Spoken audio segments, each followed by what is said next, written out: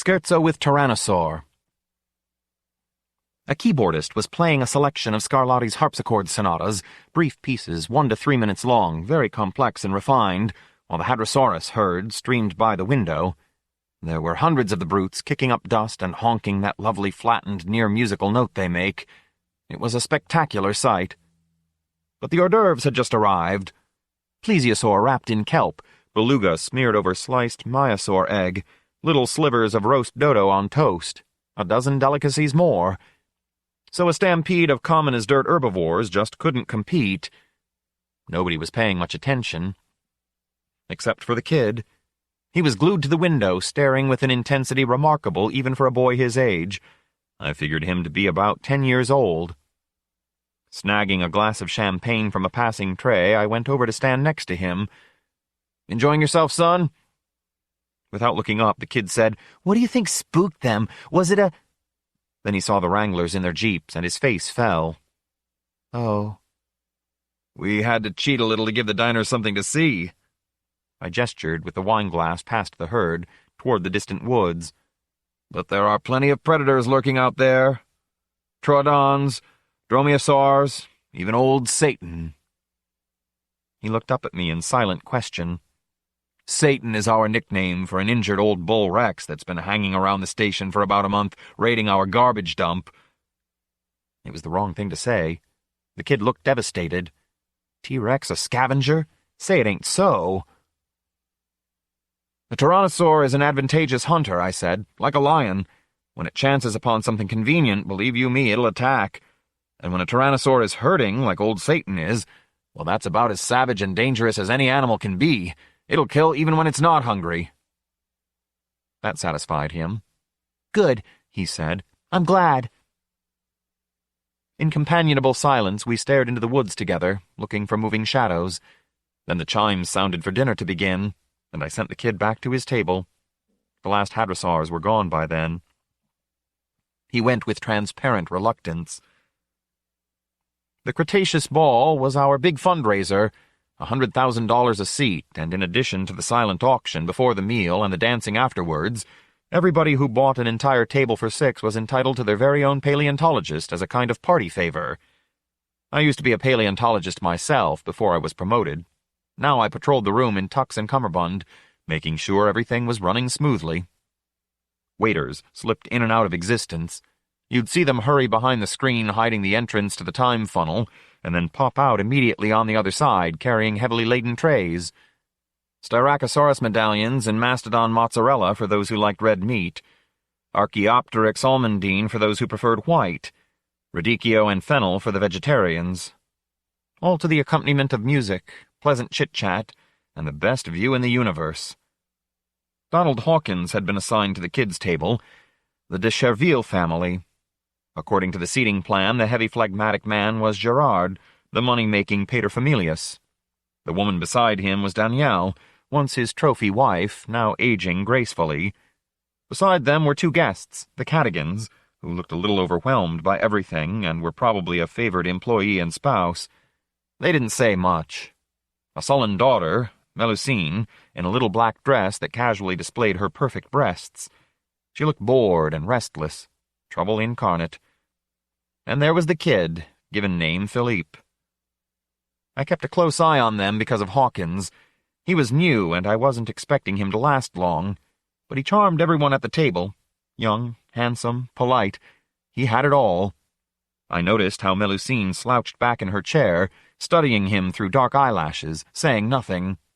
Hawkins, responding to something young Philippe had said, flashed a boyish, devil-may-care grin. I could feel the heat of the kid's hero worship from across the room. Then my silent beeper went off, and I had to duck out of the late Cretaceous and back into the kitchen, home base, year 2082. There was a time safety officer waiting for me. The main duty of a TSO is to make sure that no time paradoxes occur, so the unchanging wouldn't take our time privileges away from us. Most people think that time travel was invented recently, and by human beings. That's because our sponsors don't want their presence advertised. In the kitchen, everyone was in an uproar. One of the waiters was leaning, spraddle-legged and arms wide against the table, and another was lying on the floor clutching what looked to be a broken arm. The TSO covered them both with a gun. The good news was that the old man wasn't there. If it had been something big and hairy, a creationist bomb or a message from a million years upline, he would have been. When I showed up, everybody began talking at once. "I didn't do nothing, man. This bastard—" "Guilty of a Class 6 violation." "Broke my fucking arm, man. He threw me to the ground." "Work to do. Get them out of my kitchen." It turned out to be a simple case of note-passing. One of the waiters had, in his old age, conspired with another recruited from a later period to slip a list of hot investments to his younger self, enough to make them both multi-billionaires.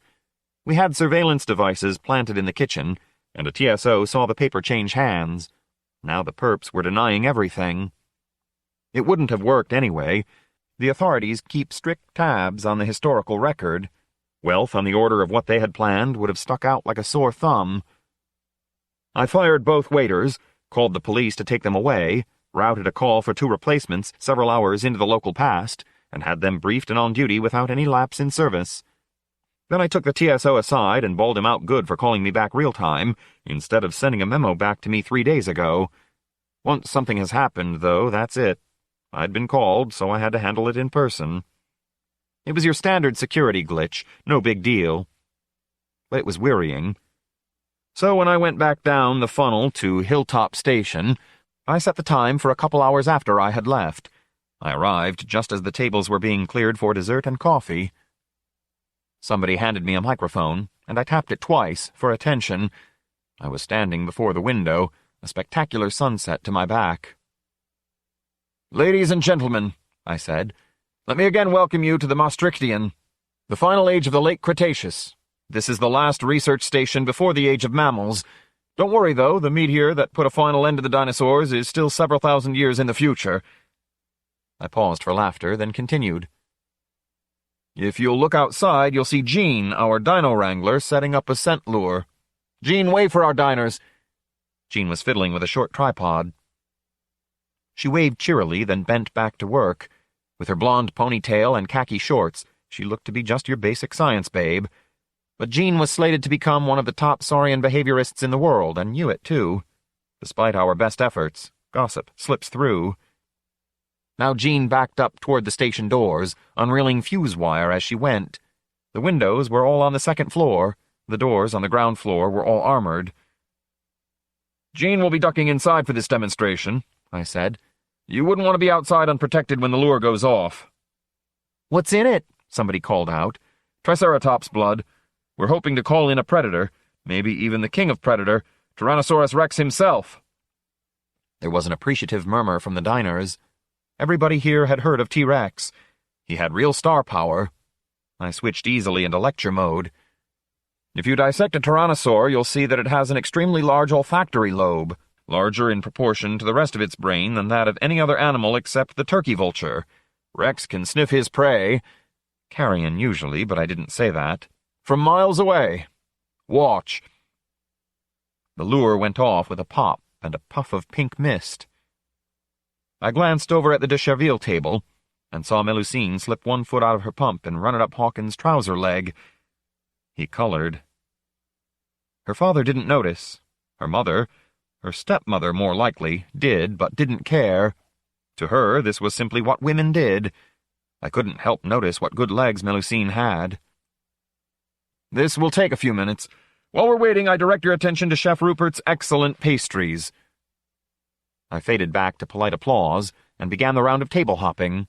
A joke here, a word of praise there. It's banana oil makes the world go round.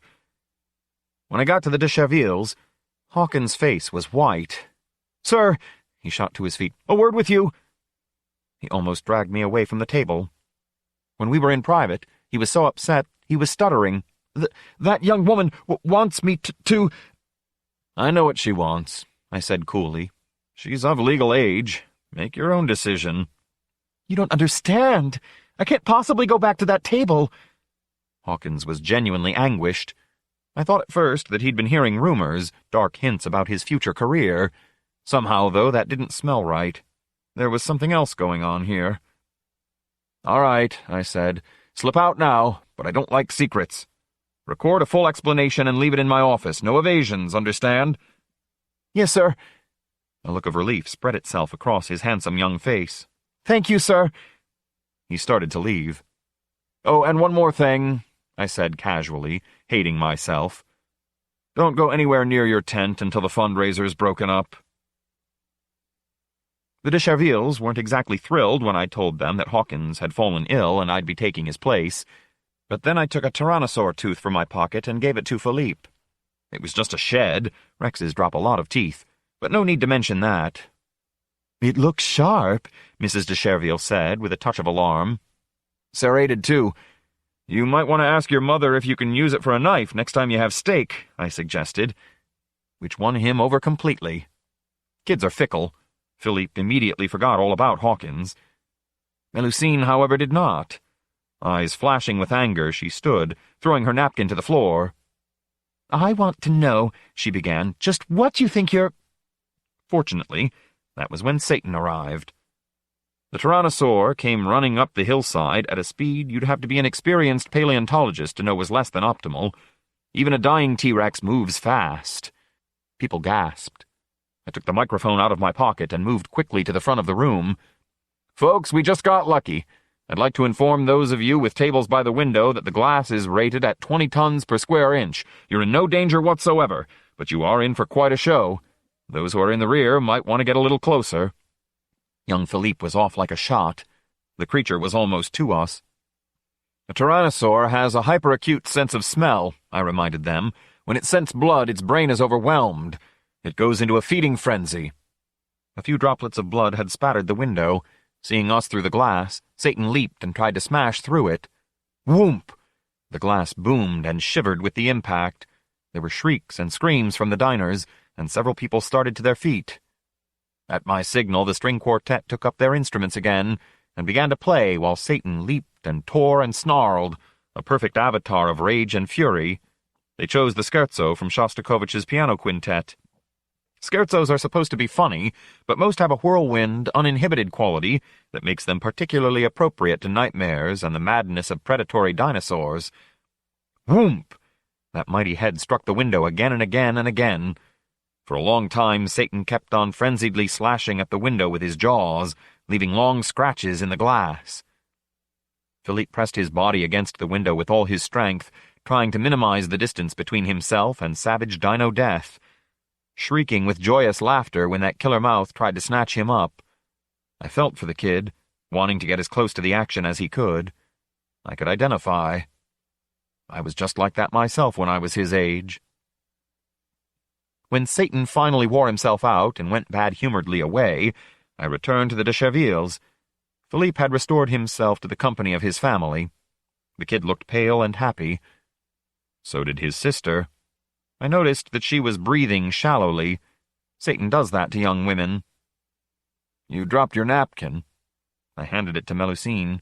Inside was a postcard-sized promotional map, showing Hilltop Station and behind it Tent City, where the researchers lived. One of the tents was circled. Under it was written, "While the others are dancing." I had signed it Dawn. "When I grow up, I'm going to be a paleontologist," the kid said fervently. "A behavioral paleontologist, not an anatomist or a wrangler." Somebody had come to take him home. His folks were staying to dance, and Melusine was long gone, off to Hawkins' tent. "Good for you," I said. I laid a hand on his shoulder. "Come see me when you've got the education. I'll be happy to show you the ropes." The kid left. He'd had a conversion experience. I knew exactly how it felt. I'd had mine standing in front of the Zallinger Age of Reptiles mural in the Peabody Museum in New Haven.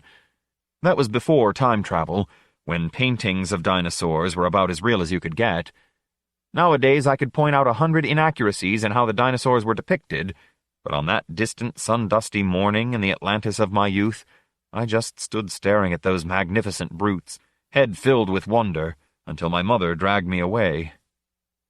It really was a pity. Philippe was so full of curiosity and enthusiasm. He'd make a great paleontologist, I could see that. He wasn't going to get to realize his dreams, though. His folks had too much money to allow that. I knew because I'd glanced through the personnel records for the next 100 years, and his name wasn't there anywhere. It was possibly the least of the thousands of secrets I held within me, never to be shared. Still, it made me sad.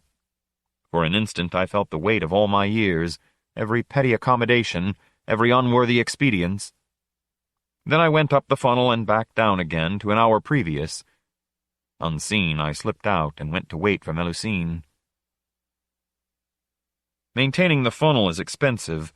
During normal operations, when we're not holding fundraisers, we spend months at a time in the field, hence the compound with its army surplus platform tents and electrified perimeter to keep the monsters out.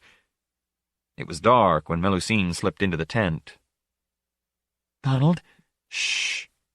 I put a finger to her lips, drew her close to me. One hand slid slowly down her naked back, over a scrap of crushed velvet, and then back up and under her skirt to squeeze that elegant little ass. She raised her mouth to mine, and we kissed deeply, passionately. Then I tumbled her to the cot, and we began undressing each other. She ripped off 3 buttons, tearing my shirt from me. Melusine made a lot of noise, for which I was grateful. She was a demanding, self-centered lay who let you know when she didn't like what you were doing and wasn't at all shy about telling you what to do next. She required a lot of attention, for which I was also grateful. I needed the distraction. Because while I was in his tent, screwing the woman he didn't want, Hawkins was somewhere out there getting killed. According to the operational report that I'd write later tonight and received a day ago, he was eaten alive by an old bullrax rendered irritable by a painful brain tumor. It was an ugly way to go. I didn't want to have to hear it. I did my best to not think about it. Credit where credit is due, Melusine practically set the tent ablaze. So I was using her. So what? It was far from the worst of my crimes. It wasn't as if she loved Hawkins, or even knew him for that matter. She was just a spoiled little rich bitch adventuress looking for a mental souvenir, one more notch on her diaphragm case. I know her type well. They're one of the perks of the business. There was a freshly prepared triceratops skull by the head of the bed. It gleamed faintly, a pale, indistinct shape in the darkness. When Melusine came, she grabbed one of its horns so tightly the skull rattled against the floorboards. Afterwards, she left, happily reeking of bone fixative and me. We'd each had our little thrill. I hadn't spoken a word during any of it, and she hadn't even noticed. T-Rex wasn't much of a predator, but then it didn't take much skill to kill a man. Too slow to run and too big to hide, we make perfect prey for a Tyrannosaur. When Hawkins' remains were found, the whole camp turned out in an uproar. I walked through it all on autopilot, perfunctorily giving orders to have Satan shot, to have the remains sent back uptime, to have the paperwork sent to my office. Then I gathered everybody together and gave them the paradox lecture. Nobody was to talk about what had just happened. Those who did would be summarily fired. Legal action would follow. Dire consequences, penalties, fines, and so on. It was 2 a.m. when I finally got back to my office to write the day's operational report. Hawkins's memo was there, waiting for me. I'd forgotten about that. I debated putting off reading it until tomorrow, but then I figured I was feeling as bad now as I was ever going to. Might as well get it over with. I turned on the glow pad. Hawkins' pale face appeared on the screen. Stiffly, as if he were confessing a crime, he said, "My folks didn't want me to become a scientist. I was supposed to stay home and manage the family money, stay home and let my mind rot." His face twisted with private memories. "So that's the first thing you have to know. Donald Hawkins isn't my real name. My mother was kind of wild when she was young. I don't think she knew who my father was. So when she had me, it was hushed up. I was raised by my grandparents. They were getting a little old for child-rearing, so they shipped me back time to when they were younger and raised me alongside my mother. I was 15 before I learned she wasn't really my sister. My real name is Philippe de Cherville. I swapped table assignments so I could meet my younger self. But then Melusine, my mother, started hitting on me. So I guess you can understand now," he laughed embarrassedly, "why I didn't want to go the Oedipus route." The pad flicked off, and then immediately back on again. He'd had an afterthought. "Oh yeah, I wanted to say, the things you said to me today, when I was young, the encouragement, and the tooth, well, they meant a lot to me, so, thanks." It flicked off. I put my head in my hands. Everything was throbbing, as if all the universe were contained within an infected tooth. Or maybe the brain tumor of a sick old dinosaur. I'm not stupid. I saw the implications immediately. The kid, Philippe, was my son. Hawkins was my son. I hadn't even known I had a son, and now he was dead. A bleak, blank time later, I set to work drawing timelines in the holographic workspace above my desk. A simple double loop for Hawkins Philippe, a rather more complex figure for myself. Then I factored in the TSOs, the waiters, the paleontologists, the musicians, the workmen who built the station in the first place and would salvage its fixtures when we were done with it. Maybe 100 representative individuals in all. When I was done, I had a three-dimensional representation of Hilltop Station as a node of intersecting lives in time. It was one hell of a complex figure. It looked like the Gordian knot. Then I started crafting a memo back to my younger self. A carbon steel, razor-edged Damascene sword of a memo, one that would slice Hilltop Station into 1,000 spasming, paradoxical fragments. Hire him, fire her, strand 100 young scientists, all fit and capable of breeding 1 million years BC. Oh, and don't father any children. It would bring our sponsors down upon us like so many angry hornets. The Unchanging would yank time travel out of human hands, retroactively. Everything connected to it would be looped out of reality and into the disintegrative medium of quantum uncertainty.